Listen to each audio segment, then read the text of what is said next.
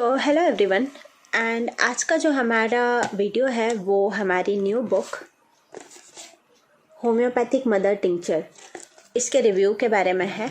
ये हमारी second book है। इससे पहले जो हमारी बुक आई थी उसका नाम है इंटीग्रेटेड होम्योपैथिक मटेरिया मेडिका और इसका रिव्यू मैं आपको ऑलरेडी बनाकर दे चुकी हूँ। बट इस बुक के बारे में मुझे एक कमेंट आया था जिसमें मुझे किसी ने कमेंट किया था कि ये बुक जो है एस.के. दुबे मटेरिया मेडिका से काफ़ी मिलती जुलती है।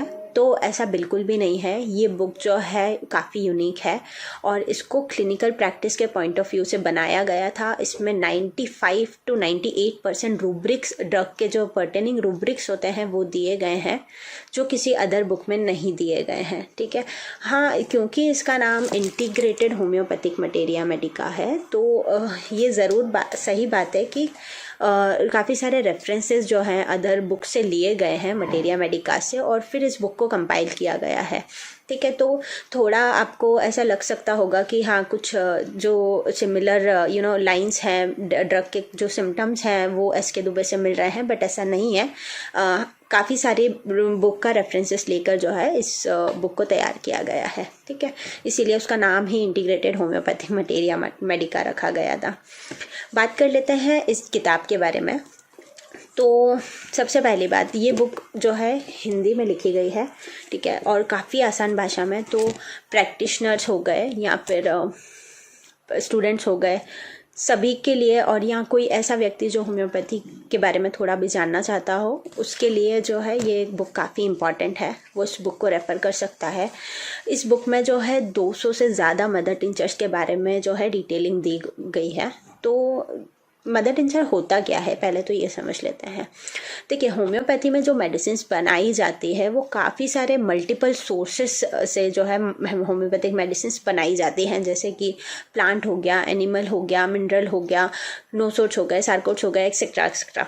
ठीक है, तो ड्रग जब भी कोई जो ड्रग होता है क्रूड फॉर्म में होता है और उसमें से जो है लिक्विड को एक्सट्रैक्ट किया जाता है। फिर उस लिक्विड को जो है अल्कोहल या वाटर के साथ मिक्स करके उसका जो सॉल्वेंट बनाया जाता है उसको हम बोलते हैं मदर टिंचर। ठीक है, तो वो उनका जो एक्शन होता है वो काफ़ी ऑर्गन स्पेसिफिक होता है। ठीक है, अब मदर टिंचर्स को आप कहाँ कहाँ यूज़ कर सकते हो?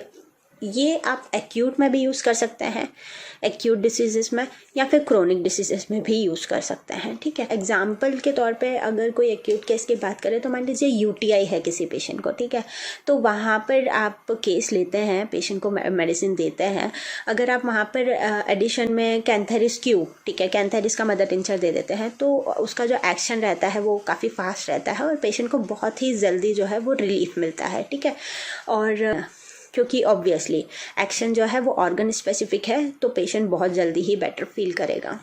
अब बात कर लेते हैं क्रोनिक डिसीजेस के बारे में। तो क्रोनिक डिसीजेस में ही हमारे पास मैक्सिमम पेशेंट्स आते हैं कि जो कुछ लोग होते हैं जिनको होम्योपैथी की थोड़ी समझ होती है। ठीक है, तो उनका जो फर्स्ट लाइन ऑफ ट्रीटमेंट रहता है वो तो होम्योपैथी ही रहता है। ठीक है, मैक्सिमम जो केसेस हमारे पास अप्रोच करते हैं वो ऐसे केसेस होते हैं जो ऑलरेडी क्रोनिक बन चुके होते हैं। वो काफ़ी सालों तक, काफ़ी समय तक जो है अलग अलग जगह ट्रीटमेंट ले रहे होते हैं। मान लीजिए एलोपैथी में या होम रेमेडीज़ करते रहते हैं लोग, कुछ जो है आयुर्वेदिक ट्रीटमेंट लेते रहते हैं और फिर जब उनको कहीं भी किसी भी जगह से आराम नहीं मिलता है तब वो जो है होम्योपैथी में आते हैं। ठीक है, तो जब तक वो हमारे पास आते हैं तब तक ऑलरेडी जो डिसीज़ है वो कॉम्प्लेक्स हो चुकी होती है। ठीक है, और मतलब ऐसे एडवांस पैथोलॉजी करके और उसके बाद ही वो होम्योपैथी में चमत्कार के लिए आते हैं। ठीक है, तो ऐसे केसेस में क्या होता है कि आप जब पेशेंट को देखते हैं और केस टेकिंग करते हैं तो कॉन्स्टिट्यूशन समझ के आप जो रेमेडीज़ देते हैं वो तो